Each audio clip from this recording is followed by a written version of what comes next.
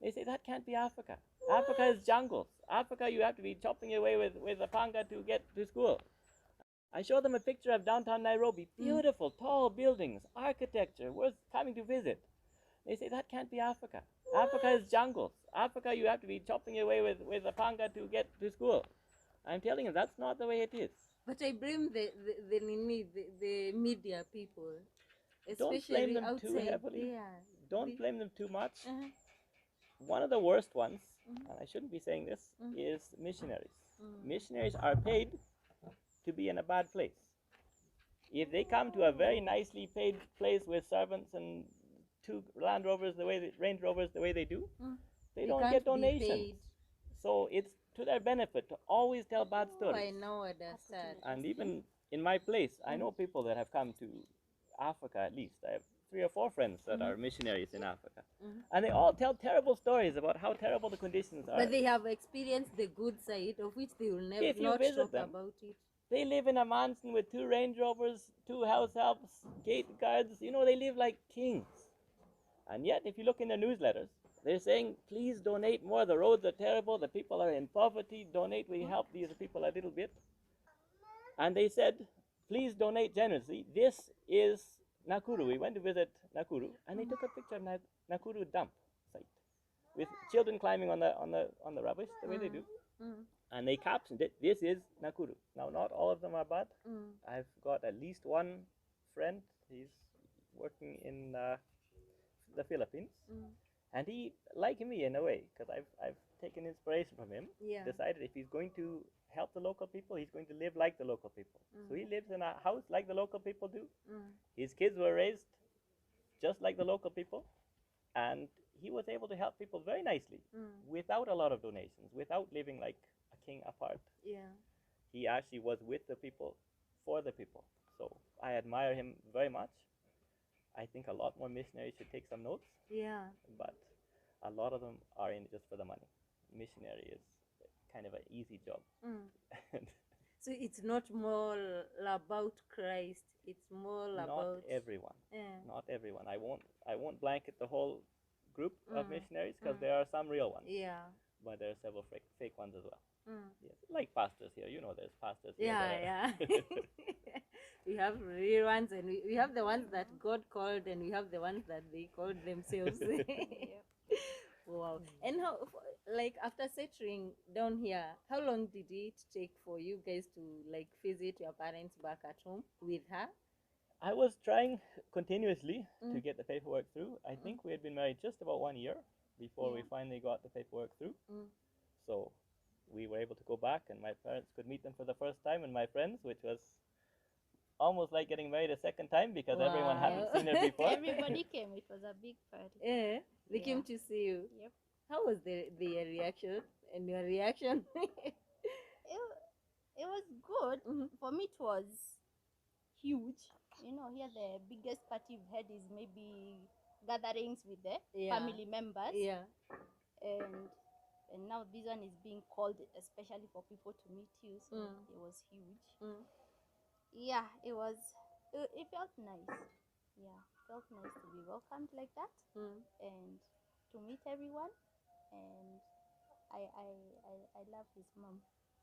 I do. She's a special lady. She's very strong. She from her stories, how they brought up. He has 5 brothers. Well, 4 brothers. They're all 5 in total, boys. And it was, you know, people think on those sides it's all roses and all that, but there's still challenges. You know, housing and the weather is another huge thing because you have to, like, six months out of the year there's snow and, you know, winter, so you have to be prepared, and it calls for a lot. And he's raised very amazing young men. Yes. They're very nice, and they're God-fearing, which I love. Yes, so that's another big thing. Wow. And like it took for you guys for how long? Okay, I understand sometimes. I don't know whether it's sometimes or all the time you do travel with your kids. How is the experience of your kids being in a different country? we actually just traveled when they were big. It was 2 years ago. Yeah. Rafa was 3, Kim was 1, and I was pregnant with her. So it was fun for them. It was a lot of fun, I would say. They love it. They And love it. it was different for them, but I don't think they captured just how big the moment was. But they had fun, and I was glad at least the parents on that side got They to saw the see kids. the kids. Yeah, yeah, Wow. yeah. And if it was to be asked, would you prefer to stay here or like to go back to Canada? Now, I'm going to say we'd like to do both. I really like the kids growing up in two cultures, like 1 foot in each side.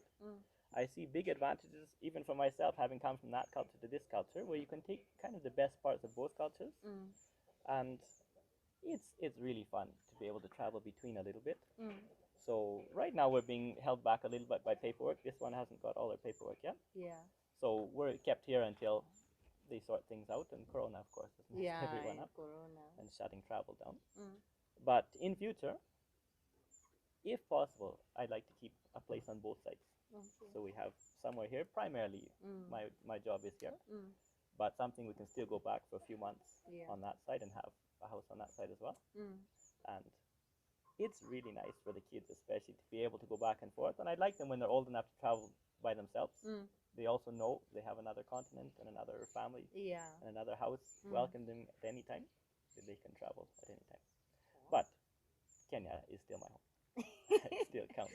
You fell in love with Kenya. Very much. Yeah. You know, now for me, it's normal. You know, this It's is all I the know. normal life. This is all I know. Yeah. So I still have that part of me that You want to very experience, excited. I love it when we go there. We've gone about 4 times in the last 10 years. But yeah, I enjoy it immensely when we're there. And then when we come back here, I'm like, okay, back to life. And for him, he's enjoying being Now here more. he loves being here. And it's a compromise, I would say. You know, when you meet, when you're with someone, let's say you're in a relationship with someone, it's not every day, not even every day, it's not all the time that you find your ideas aligning. You know, you have your own ideas. Yeah. This should be like this, but you compromise a lot, and then it's more peaceful like that, you know? And like something else I was curious about like food. Yeah. How was it? You know, for you are like Kikuyu, especially where you come from. Yeah. Githeri, Ugari. Yeah, mokimos. Especially Mukimo. How was the experience? On that side, he says there is no Canadian food, but I love, they have some different, it's still the common stuff, you know, the beans, just different beans. Then Being lots of, cooked in a different way. yeah, it's cooked differently. And they have different stuff like pierogies and what do you call those things? We have a lot of. Canada doesn't really have its own dish, but then we borrow a lot from around the world. Okay. My family has got quite close ties to German and Ukrainian sides, so there's a lot of different cultural dishes brought in, not Canadian, but that we still have there. And was it a challenge for you to, when you came to Kenya, about the food? It wasn't really. It wasn't? Me, I'm happy anything I'm having. It's not that big of a deal, and I like the food here. Yeah. Yes. Oh, like what is your favorite food here in Kenya? It's hard to say. I have a lot of them. He likes eating, what do you call this? These black beans. Jahe. Jahe with mangoes. Yes. That is combo. Yes. Jahe with mangoes is... Yeah. Otherwise, even ugali and mala is a very good simple food that we don't have on the other side, and I like it a lot here. Wow, that's an interesting story. Like, what would you like to tell people who are either planning to date or they are dating from a different race? Like, you have been there, you have dated, you have met, like, families, there was maybe expectations, the reactions. What would you advise them? I'd say go for it. I see actually advantages. I think there's actually some benefits to doing cross culturally in a way. One of the big ones is the the doubt you have on your own being right. I don't know if I'm making sense, but there's a lot of differences that you can chalk up to just from a different culture, which means that if we have any argument, each of us has to kind of be a little bit gentle and a little bit humble, because it could be just cultural differences, which really eases things. That's at least what I think. And in any relationship, humility is very important. Sure. That each person is humble enough to realize they may not be the one in the right.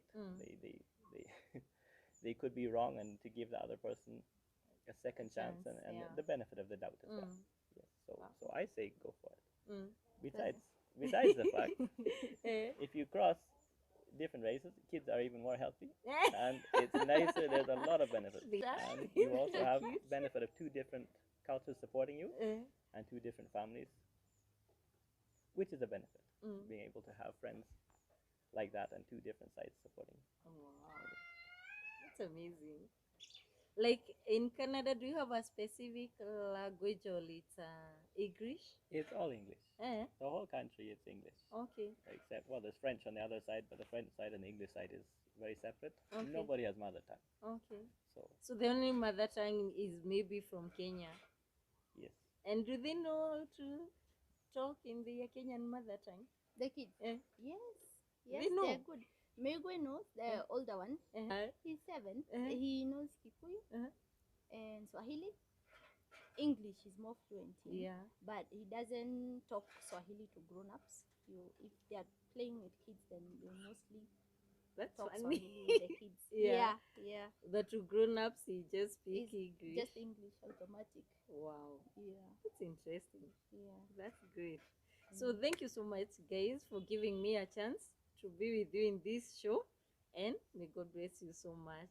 We can say bye-bye to them. Or do you have a parting shot? I can say, out there, the same way, if you're a lady or if you are a guy, the same way you want 1, 2, 3 in a person, there's a chance that there's someone else out there who wants 1, 2, 3 in a person, and your views might line up, and then at least you have someone with the same views as you, the same goals. So don't give up. Just keep your mind open, your eyes open. And don't give up. Okay, bye, guys. Bye-bye.